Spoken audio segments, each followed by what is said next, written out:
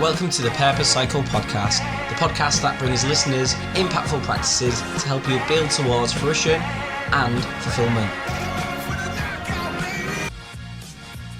I actually use Mel Robbins' rule, the 5, 4, 3, 2, 1, jump out of bed, or whatever it is you want to do. If you're putting it off, procrastinating, you count down from 5 to 1 and then jump up and just go and do it.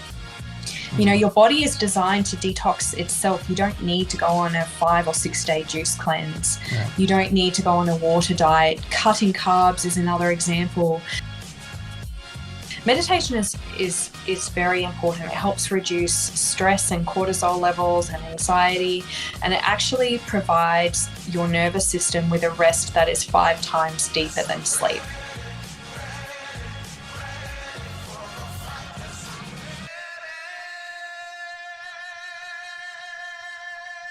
Hello, everybody, and welcome to the latest episode of the Purpose Cycle podcast.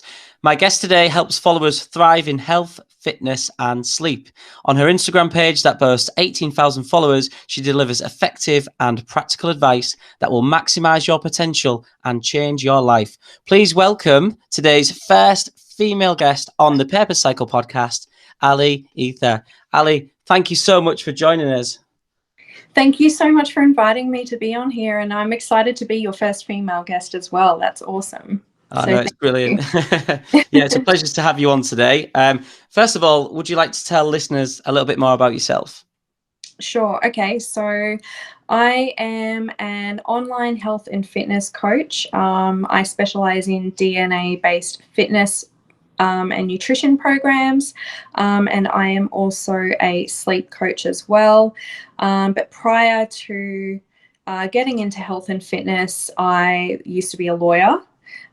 So that lifestyle and the long work hours, and also working in an area of law that I didn't enjoy, combined with my getting into competing in bodybuilding competitions is what sparked my change of career. And I'm just so passionate about health and fitness and well-being and sleep, and quality of life, and helping others thrive in life as well. So amazing. Thank you. Fantastic introduction there. Yes, we're going to mainly dive into the sleep tips later on in the episode, and that's going to be the main focus of the episode. But there's so many strands to, obviously, your coaching. I thought we'd need to dive into the health and fitness and especially the DNA side as well. We're going to take it right back. And the Purpose Cycle, I have 5 different stages. So we have first of all, the aspiration stage, in which you get an external or internal trigger. And we're going to really start with that. You mentioned that you worked as a lawyer beforehand, which obviously I didn't know. So that's something to touch upon later on.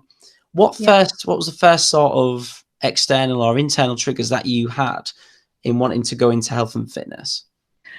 So prior to competing, I used to run marathons and half marathons. So I was a runner, and I got into running when I was in law school to help, because I noticed I used to run 10 kilometers a day in law school because I noticed it helped reduce my stress levels by around 75%. And I am the sort of person who's prone to stress and anxiety. So I got into running. I did do running and athletics in school, but I used it as a coping mechanism, I guess, in law school, and then, after I graduated and working in law. And I got into running marathons and half marathons, which I did for a few years. And then I broke my foot, and the bone that I broke, even when it did heal, I wouldn't be able to run again. And the doctors told me that I could have surgery on it and they'd remove the bone, but if they removed the bone, then I wouldn't be able to run either. So at that point, I had lost my passion for running, and I became bored by it, and I was only still doing it out of habit, I guess. So I was looking to try something new. So I sort of saw that as a blessing in disguise. And one day someone said to me, have you thought about competing? And I am naturally a very shy person. Competing has helped with that. I'm not as shy anymore, but I am naturally a shy person. So I just, the thought of that, getting on stage in a little bikini and showcasing your physique in front of hundreds of people and being critiqued and judged on that just overwhelmed me. And I was just like, oh my gosh, no way, you know, shy girl.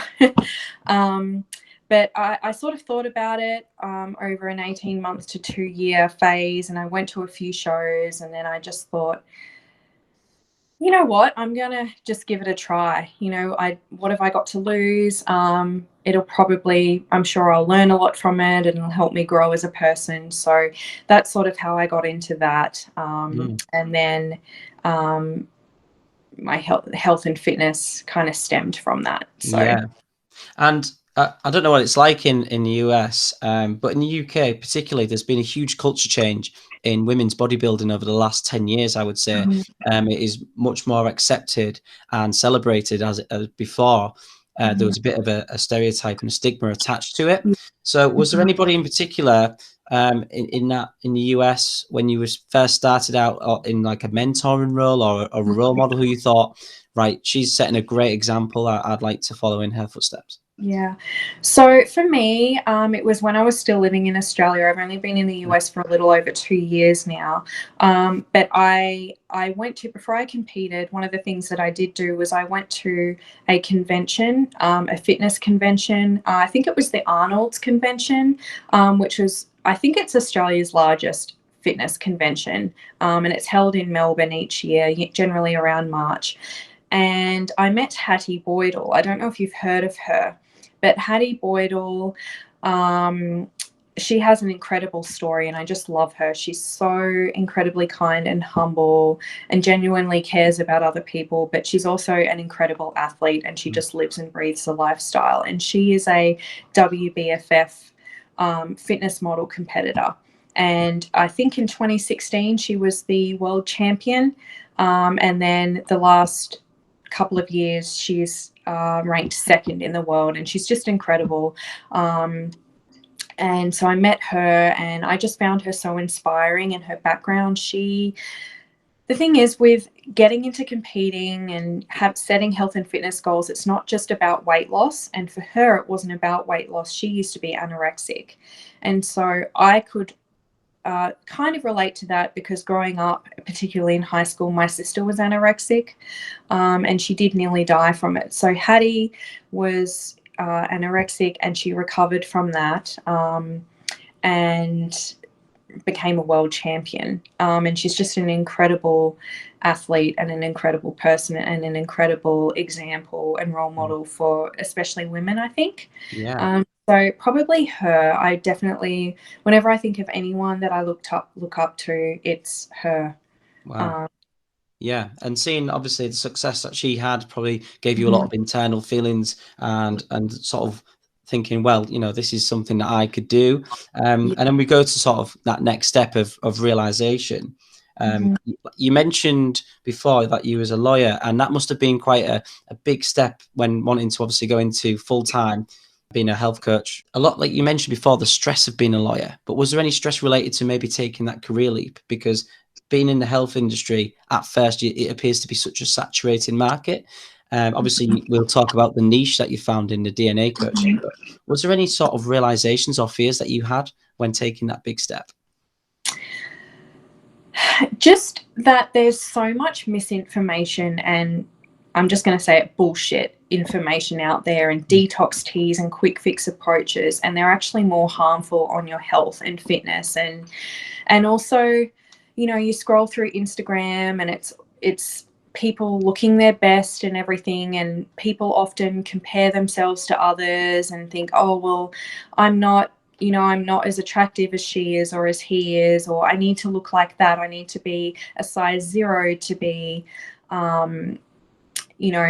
to be attractive or healthy or fit or whatever. And that's actually not the case at all. So it's the hardest part, and this is more about educating people about that. And that there's so much more to health and fitness, and, you know, diets can have severe long-term effects on your body. And I've experienced that myself. My first season, my first competing experience was on the extreme end, and it was detrimental to my my health and my well-being. And I had a coach who just had a terrible approach towards competing. You would do well, you'd win trophies and things, but it was at such expense to your and detriment to your health and your well-being. And my feet were riddled in stress fractures. I was exercising and training for 5 hours a day, and I was exhausted and sleep deprived, and I was miserable. And at the end of my first season of competing, I was actually diagnosed with adrenal fatigue, and unfortunately that's such a common thing now. Aggressive dieting, which is something that I am completely against. And after that experience, I thought I would never compete again. So for that's one of our sort of 4 strands of realization, which is the realization of others, and that others' advice or your circle around you might not have the best interest. So then you have to look inward and rather than outward. And so what sort of steps did you take then to think, right, this is where I'm going to take it next?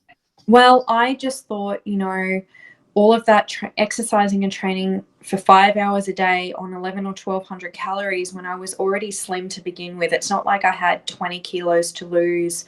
I didn't have to do an extended 6, 7, 8 month prep, but that's what my coach had the same approach for everyone, and that didn't work for me.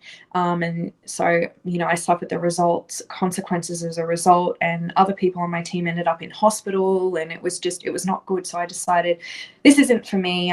I was miserable. I'm not going to compete again. And that's when I came to America at the end of November 2018. And I enjoyed the holidays, and I was in a completely different environment. And then a couple of months later, and I wasn't training either, so my body had a nice break, but I felt guilty because I was like, oh my God, I haven't trained for 2 months, or I went to the gym once every 2 or 3 weeks and just sort of went in and did whatever.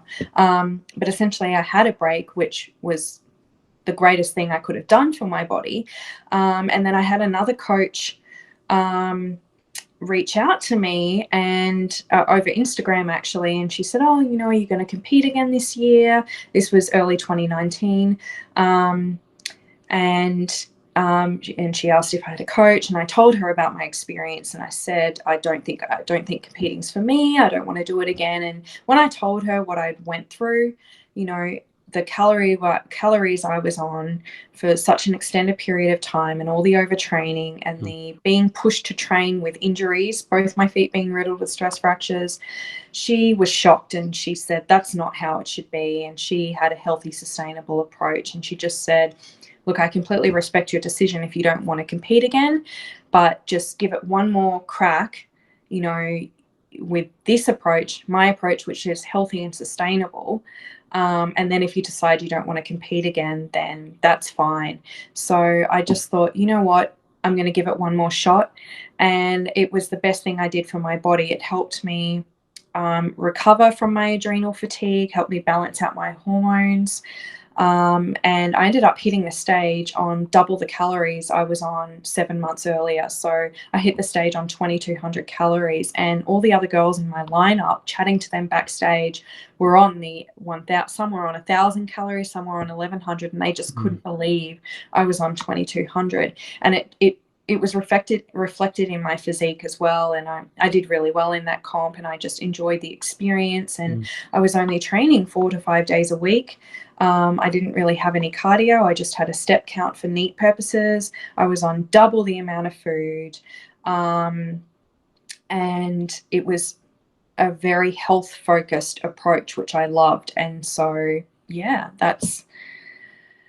And then I thought, well, I've been through a lot, and that was sort of midway through that year and after I competed, because when I competed that next time, I wanted to show people that you could do it in a healthy way, that you didn't have to go to those extremes. And I think part of it is setting yourself up to compete as well. A lot of people see someone on Instagram or see a show or a competition and go, oh, I want to do that. And they go, oh, I want to do a 20-week prep or a 12-week prep. But really, you should spend a good 12 to 18 months preparing yourself first in a building phase, getting used to the gym, getting used to the lifestyle, and developing healthy habits and practices before you even consider competing, because competing is not a quick fix and it can do more harm than damage. And a lot of girls, unfortunately, after they compete, develop body dysmorphia, and I went through that phase as well. And you gain a kilo,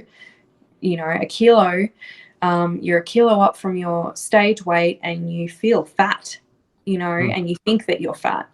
So there's a lot that you need to think about before you go into it, but you should definitely take a healthy approach and make sure that you have the right coach. And just because a coach has a team of clients who are winning trophies, it doesn't mean that they're doing things the right way. So yeah. Oh, that's really powerful, especially because, I mean, the time of year that we're recording this is there'll be a lot of people on fad diets and going to extreme lengths to try and change their bodies. What you said about the body dysmorphia really sort of resonated with me there, because throughout my, probably from early 20s, I've had people, friends, relationships, family members saying, you must have some form of body dysmorphia, because I would go to the gym, get in some decent shape, and then I would leave it and think, for my size, 5'7", I'm maybe getting too muscly or chunky, I'm putting on too much mass. So then I would go out, have lots of coffee, run a lot, cut down my calories, and I would get really, really slim and skinny again. And then I'd be like, right, I need to put on some muscle, and then it would begin again. And it's just such a vicious circle. It is. How then did you manage to this initiation phase of just starting, and what sort of brought you to helping other people? Because you've seen it for yourself, you've lived it yourself. How did you then begin this whole journey of building yourself and your brand? Competing has helped with that.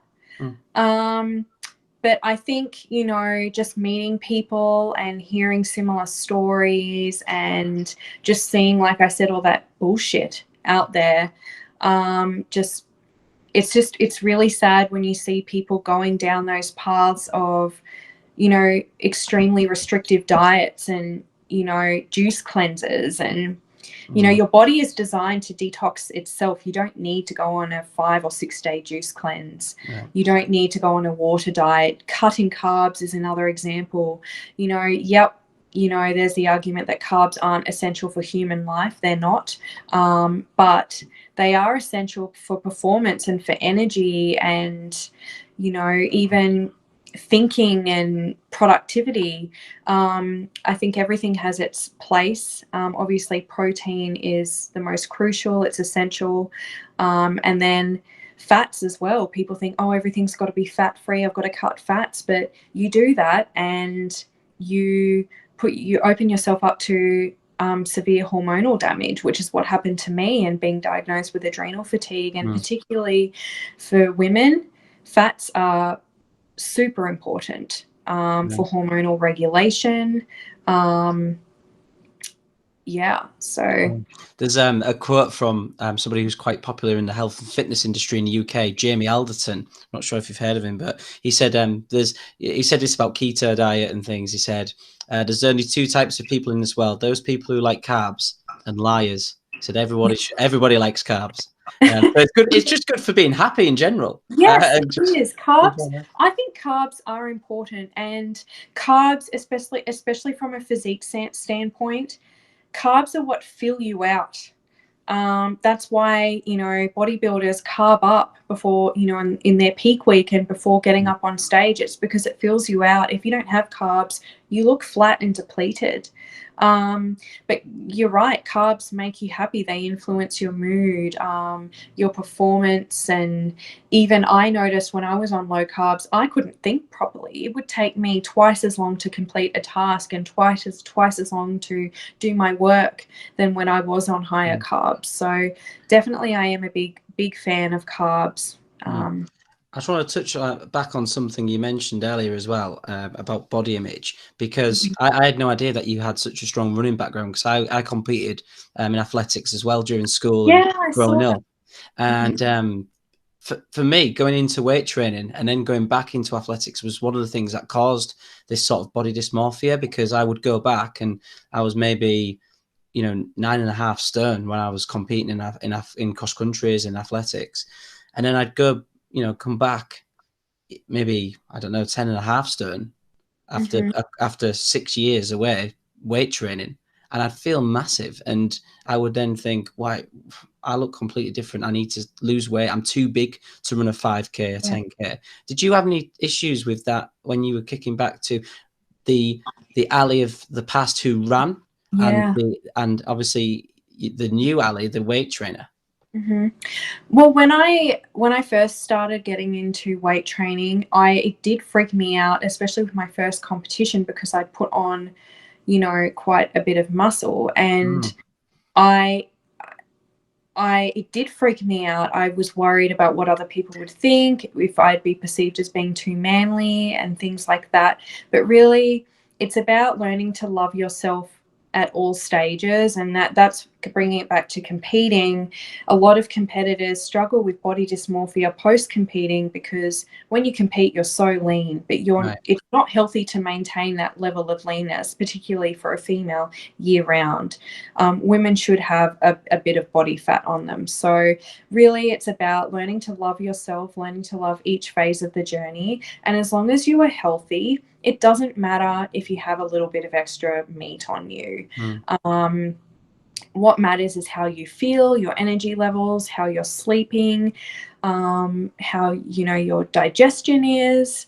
It should really be about your health and overall well-being. It shouldn't be about how you look. And no matter how you look, whether you've got a six-pack or whether you have a bikini looking physique, or you have a little bit of extra weight on you, it shouldn't really matter, because it doesn't matter what you look like. There's always going to be someone who likes it, someone who doesn't like it, and you should ultimately do what makes you happy.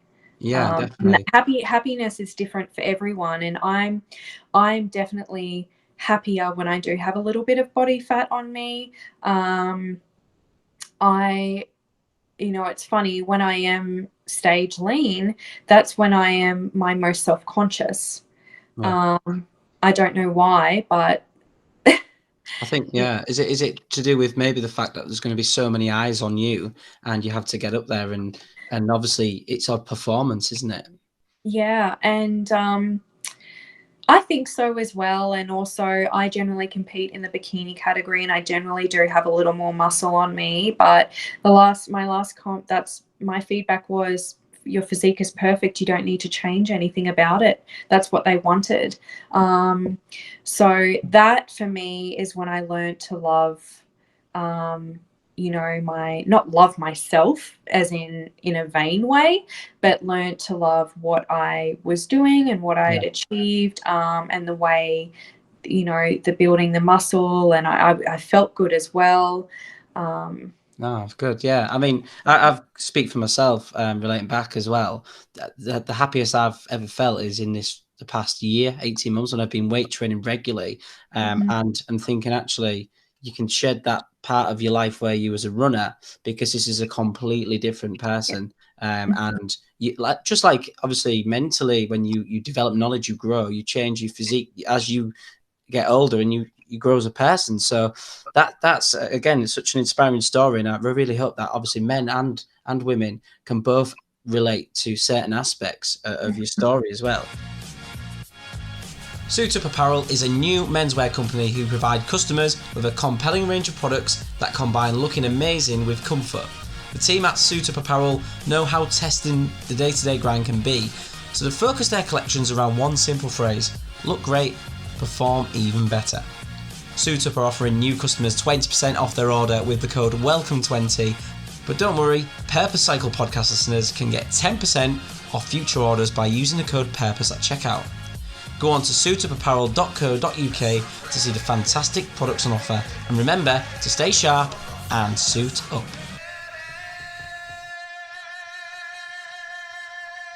Now we're going to move on to the creation phase, and the day-to-day running then of what you do, and also how you balance your time with coaching and competing, and because obviously you need that time for yourself as well. So what does the creation phase now look like for you?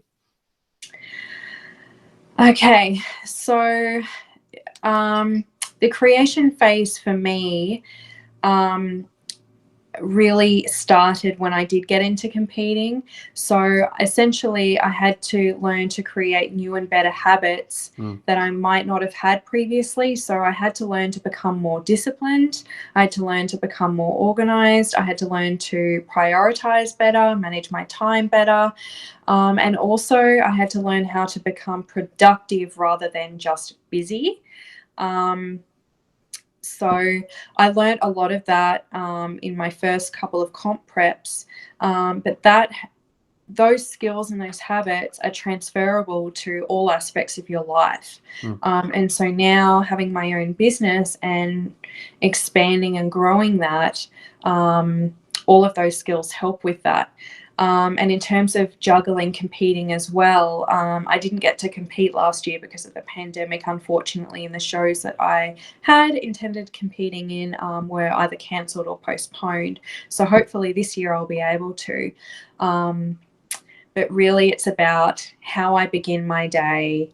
I believe the way you begin your day is so important because it sets the tone for your day ahead. So for me, it starts the night before. I like to go to bed between 9 and 10 p.m. I place huge importance on sleep, and it's just so important. I know we're going to touch on that soon. So I like to make sure I get 8 hours sleep a night, 7 hours minimum. But for me to function optimally, I need about 8 hours sleep a night. So that's when I go to bed. Then I get up between 5 and 6 in the morning. I like to get up early. I seem to achieve more in the day. So I get up early, and I don't stay in bed and scroll through my phone or social media or anything. I actually use Mel Robbins' rule, the 5, 4, 3, 2, 1, jump out of bed, or whatever it is you want to do. If you're putting it off, procrastinating, you count down from 5 to 1 and then jump up and just go and do it. So that's what I do. The first thing I do is make my bed. There's a lot of research and study around that in terms of, setting yourself up in terms of productivity. So I do that. I hydrate. Hydrating in the morning is very, very important because you lose about 1 liter of water when you sleep at night. And also if you're dehydrated, that increases brain fog. So by hydrating, you sort of start to decrease your brain fog and you hydrate yourself. And then I, in the first hour of waking, try to spend at least 20 minutes in the sunshine. So sunshine, aside from its, the benefits of the vitamin D, it also suppresses melatonin and it suppresses brain fog, and it regulates your natural rhythms of your circadian rhythm. So I do that, and then I work on my mindset, and that's something that I do every morning without fail. I think it's incredibly important. No one is born with a great or strong mindset. It's something that you have to work on each day in order for it to grow. So you can work on your mindset in different ways. I like to work on mine through meditation. That just helps ground me and helps relax me if I am feeling a little anxious or stressed. But even if I'm not, it just improves your mood. And then I like to spend a bit of time cultivating gratitude. So I think of 3 to 5 things that I'm grateful for and I write them down. And then I spend a bit of time reading. So I like to read books on personal development and personal growth. For me, as a fitness competitor, I like to read books written by sports psychologists that delve into how great athletes improve their craft and what skills and habits that they have. So, and then after that, I get into my work. I might go for a little walk, a 30 to 45-minute walk. Then I come home and delve into my work. And then in the afternoon, I like to train and then work again. And wow. Yeah. And I love the habit development. I've literally just finished yesterday James Clear's Atomic Habits. Yeah, that's a great book. I was just blown away. It's completely changed. I think it's really appropriate for the changes that I'm making in my life at the minute. and starting the purpose cycle and the podcast. I think it's just helped me so much. Yeah. What I get from you then is that you are very, very calculated. I think you mentioned earlier in the podcast that you were 75% more productive when you trained X amount of times a week, and I just thought, wow, like this is really calculated. So how much research do you do on a day? I know you said you read, but how much research do you do on a day-to-day basis to try and stay at the top of your game? For me, it's really about mindset. So staying on top of my game. I read, and I'll even reread books. So there are some books. So Atomic Habits I've read. That's an excellent book. And it's one of the books that I recommend as well. There's a book by Tim Grover called Relentless, and it's From Good to Great to Unstoppable.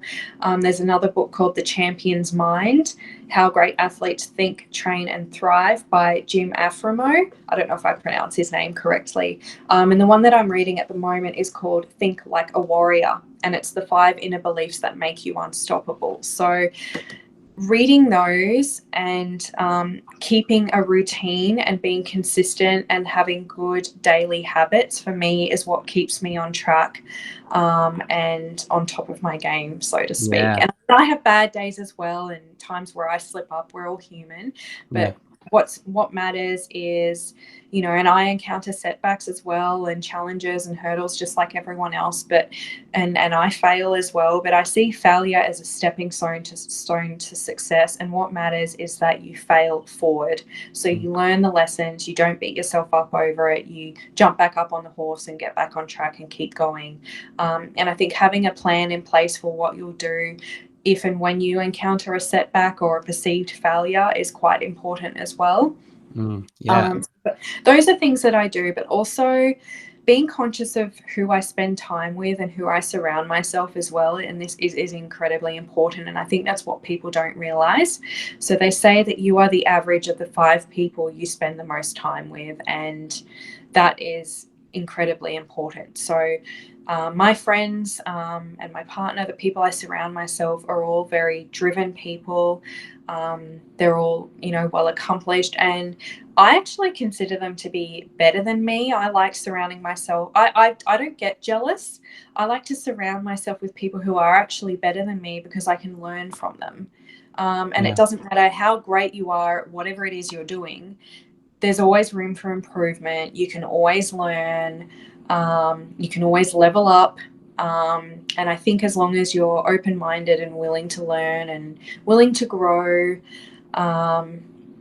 then yeah, those things are the things that matter, really. That's really powerful. And especially that you said about obviously surrounding yourself with people who you perceive as better than you, because a lot of people are maybe afraid of that. And getting sort of mentors and surrounding themselves with people who may be experts in other particular areas that they need help with.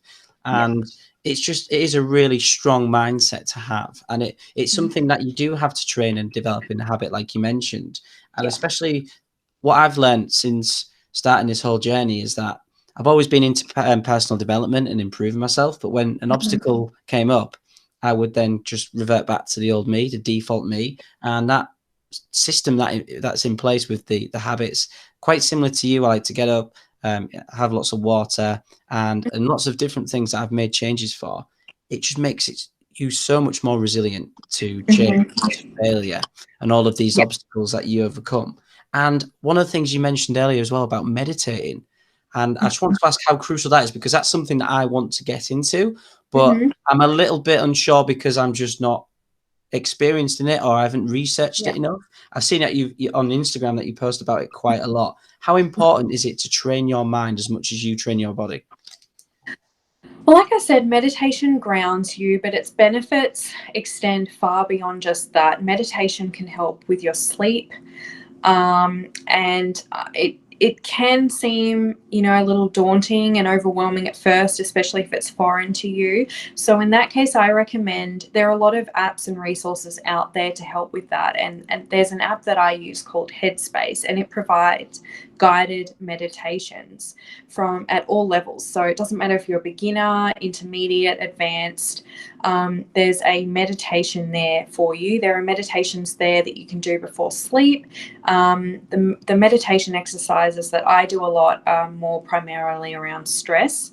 But if I am finding it difficult to wind down at night, then I do tend to do the sleep ones as well. And we'll go into my bedtime routine soon.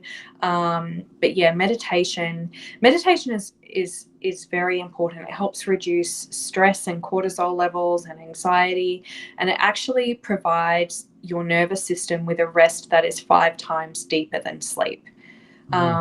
So, I mean, I encourage people to do it. It's something that I've only been doing for a couple of years now. But if meditation isn't your thing, you can do deep breathing. Deep breathing exercises are just as effective. Yeah, that's something that I use quite a lot, especially when I was competing in athletics just before the race would start. It just helped me react quicker to senses around me, obviously having to go from a gun. So you would just start, just little things like that, just calming the nerves and bringing you back in. But meditation is something that I will definitely dive into. Just touching on that, so I mentioned Headspace, the app that I use.